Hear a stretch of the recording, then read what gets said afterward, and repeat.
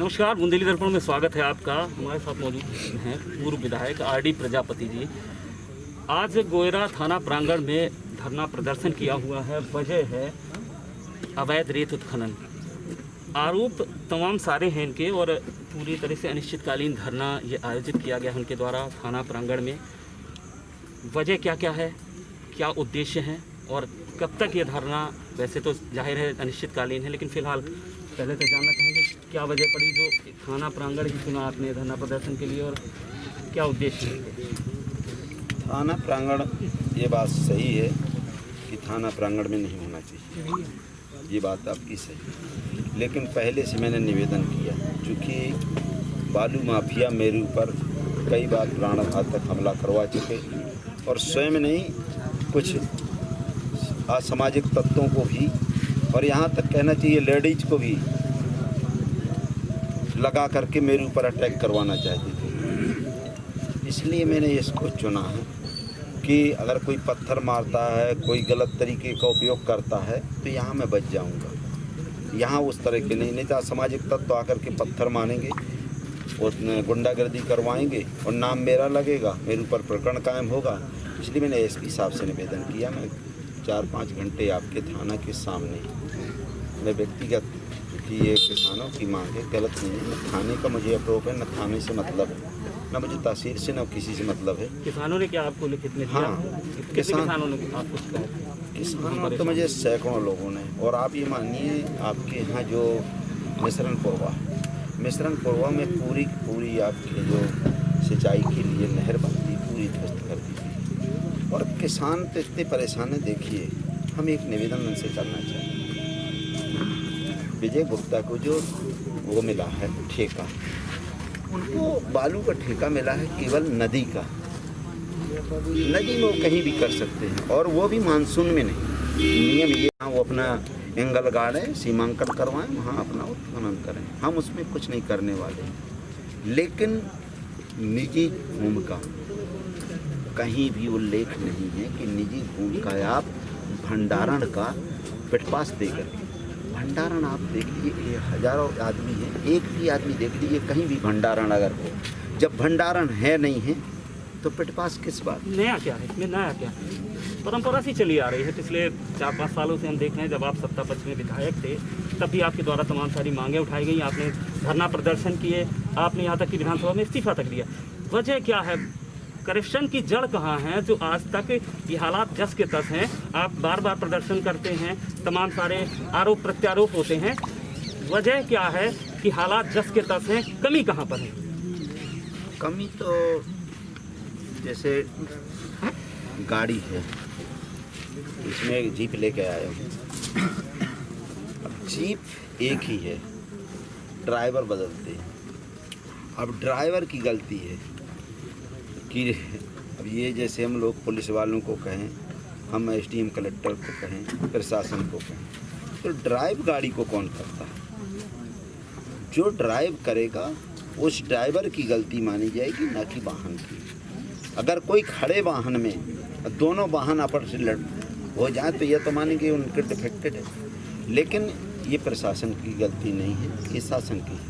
और दूसरा मैं बता देना चाहता हूँ, यहाँ इसलिए नहीं हो रहा अवैध रुक रहा है, अवैध इसलिए हो रहा है कि आज़ादी, मुझे 20 साल से आंदोलन करते हैं, मेरे ऊपर आरोप नहीं, आपने देखा होगा। अभी आप भाई लोग कह रहे थे बहुत आरोप लगे, मैंने कहा ठीक है आरोप लगे। आरोप लगने के बाद भी मैं आंदोलन कर रहा हूँ। मुझे कहते हैं भ्रष्ट है, मेरे भ्रष्टाचार की जांच भी नहीं करवा रहे। मैं कह रहा हूँ भैया जांच तो करवा लो, अगर मैं भ्रष्ट हूँ जांच करवा लो। और मैं अगर आंदोलन करता हूँ, जो घोड़े पे चढ़ेगा वो गिरेगा। तो आपकी नज़र में यानी ड्राइवर शासन कहलाया? बिल्कुल। तो शासन में आप भी थे, एक समय बीजेपी की सरकार थी, आप अपने सत्ता के खिलाफ खुद गए, आपने आंदोलन किए, धरने किए, समाप्त नहीं हुआ। आपके बेटे आज विधायक हैं, आज भी हालात जस के तस हैं। क्या उम्मीद करते हैं आप इस धरने से, क्या कर पाएंगे? अब मेरा तो ये है, देखो मैंने आपने कहा मैंने विधानसभा से इस्तीफा दिया, लोगों ने मेरे ऊपर विश्वास जताया। मैं यहाँ से मंडी अध्यक्ष रहा, जिला पंचायत सदस्य रहा, जिला पंचायत अध्यक्ष मेरा बेटा रहा, मैं विधायक रहा, मेरा बेटा विधायक है। तो जनता की आवाज़ मेरा काम है उठाना। अब जनता की आवाज़ उठाने के लिए मुझे बनाया गया और मैं मरते दम जनता की बात मैं बता रहा हूँ। 6 महीने से मैं घर नहीं गया, अपने घर में नहीं गया, मैं खेत में रहता हूँ। डायबिटीज़ का मरीज जो हाइपरटेंशन का मरीज, लेकिन जब इतना अवैध उत्खनन वैसा नहीं है। पहले अवैध उत्खनन अगर होता था तो कहीं ना कहीं उनको उसकी लीज मिलती थी, कहीं ना कहीं लीज मिलती थी। काहे कि ये आपके बालू निकालने के लिए निजी भूमि के, लेकिन यहाँ तो कोई लीज नहीं है, कोई मतलब किसी प्रकार का नहीं है, पूरा का पूरा अवैध हो रहा है। और ये 35,000 में 30,000 वो आदमी ले रहा है जिसकी ना बालू है, ना खेत है, ना उसका कोई लेना देना है। एक फर्जी पिट पास देना है, फर्जी पिट पास 100% फर्जी, और 100% फर्जी ना हो तो मुझे जो भी सज़ा देने के लिए शासन प्रशासन या मेरे क्षेत्र की जनता देने के लिए तैयार, मैं भुगतने के लिए तैयार हूँ। वो बताए कहाँ है भंडारा? रामपुर हो गया या श्रृंगारपुर या ऐसे अन्य भी गांव हैं जिनका अस्तित्व लगभग खत्म होने की कगार पर है। पहले भी निजी भूमि एक की होती थी, 4 पोते थे। पूरी तरह से अगर आज बाढ़ आ जाए तो हालात रामपुर के क्या होंगे वो वहाँ की तस्वीरें बता सकती हैं। आज तक कोई भी एक्शन नहीं लिया गया, एनजीटी तक शासन कुछ नहीं कर रहा है, आप आवाज़ उठा रहे हैं, कुछ नहीं कर रहा है। किसान भी, आपने खुद जाके देखा होगा, किसान दोषी नहीं है क्या? मुझे आप एक सवाल का जवाब, किसान भी दोषी? एक किसान 8 लोगों को एग्रीमेंट करा रहा है तो लड़ा तो किसान भी रहा है। देखिए आपने बात सही की कि किसान दोषी है, लेकिन जब किसान को कुछ मिलना ही नहीं, पता नहीं गुजरात, बिहार, उड़ीसा, मतलब भारत के कोई भी आदमी नहीं है, दिन भर आदमी की जान चाटे, उनको कुछ मिलना है नहीं। तो जब हमें कुछ नहीं मिलना, हमें काम में नहीं लगाया जाना, तो उसने भी धंधा बना लिया कि इनसे भी लो कम से कम हमारी ज़मीनें के निकल आए। तो क्या आपने हमारे कभी एक जागरूकता की जरूरत है हमारे किसान भाइयों को कि थोड़े से पैसे के कारण आज हम अपने अस्तित्व को मिटा रहे हैं? नहीं, आपकी बात से मैं सहमत हूँ। उनको ये मिटाना चाहिए और इसमें जन आंदोलन करना चाहिए। और मैं तो एक माननीय आपके माध्यम से निवेदन करना चाहता हूँ कि अगर सत्ता और विपक्ष दोनों में से आज तक एक व्यक्ति ने कभी भी आवाज़ नहीं उठाई 20 साल से, मैं 20 साल से उठा रहा हूँ, चाहे मैं सत्ता में रहा हूँ चाहे विपक्ष में रहा हूँ, मैं विपक्ष में। गांव वालों को भी आवाज उठानी चाहिए ना। हाँ, आपके साथ कितने गांव वाले हैं? मिश्रणपुर और श्रृंगारपुर और रामपुर के बैठे हैं, यहाँ कितने लोग बैठे हैं? देखो गांव वाले तो 2-4 आते हैं, काम का टाइम चल रहा है।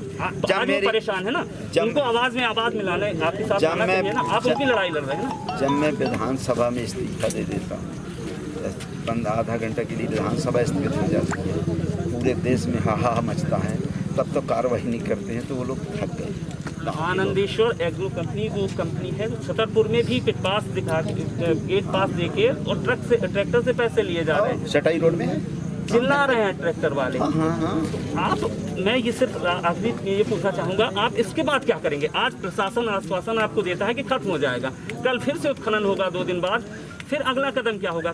इसकी जड़ कहाँ से खत्म होगी? क्या आपको नहीं लगता कि हम अपने ग्रामीणों को जागरूक करें ताकि वो जन आंदोलन करें और इस तरीके का जो अवैध उत्खनन हो रहा है वो रुक सके, हमारे गाँव का अस्तित्व बच सके? अभी मैं करीब 20-25 गाँव के लोगों को बुलाया, मैंने 2-4 लोग आए, ज़्यादा नहीं आए क्योंकि काम का सीजन है। लेकिन मैंने आपको बताया, अगर ये अभी मैंने उसमें अपने सड़क पत्र में भी दिया है, ज्ञापन में भी दिया है कि अगर ये अनशन तब तक चालू रहेगा जब तक ये नहीं बंद करते हैं, और अगर इसके बाद भी नहीं ये मानते हैं तो मैं माननीय मुख्यमंत्री 13 तारीख को आ रहे हैं, मैं यहाँ सैकड़ों वाहन लेकर के माननीय मुख्यमंत्री के पास पहुँचूँगा, ज्ञापन दूँगा कि इसको रोका जाए। जब आप सत्ता में थे, विधायक थे, तब नहीं सुना? आप क्या उसकी उम्मीद रखते? सत्ता में नहीं सुना, लेकिन मैं सुना ही सकता हूँ। जनता ने तो मेरी सुनी, ये लोग नहीं सुने तो मैं क्या कर सकता हूँ? भाई देखिए, विधायक का मतलब यही होता है कि वो अपने क्षेत्र की जनता की आवाज़ उठाए। अब वो शासन कितना करती है नहीं करती, अगर ये वो लोग स्वयं ना इसमें लिप्त होते, वो स्वयं लिप्त, ये वो नहीं मैं कह रहा हूँ, इसलिए नहीं, मैं प्रशासन को इसलिए दोष नहीं देना चाहता हूँ कि ये सरकारी तंत्र है, ये सरकारी तंत्र कुछ नहीं चलता। घोड़ा जो घोड़े पर सवार रहेगा उसी के अनुसार चलेगा।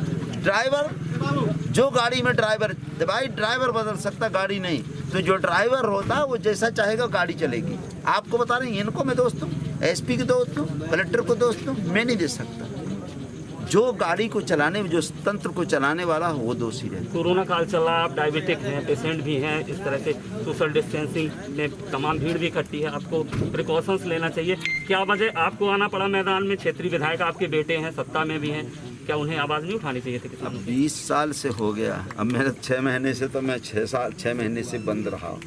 लेकिन जब ज़्यादा मुझे देखिए बेटा, अगर मेरा पार्टी वाले करते होते तो मैंने तो विधानसभा में इस्तीफा दिया।